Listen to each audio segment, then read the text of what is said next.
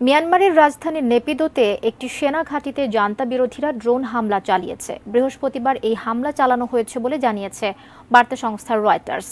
যদিও এই হামলার ঘটনায় হতাহত কিংবা ক্ষয়ক্ষতির বিষয়ে কোনো তথ্য জানা যায়নি। সামরিক শাসনকে দুর্বল করার লক্ষ্যে দ্য ন্যাশনাল ইউনিটি গভর্নমেন্ট নাগ নামে জান্তা বিরোধী গোষ্ঠীগুলোর একটি জোট গঠন করে।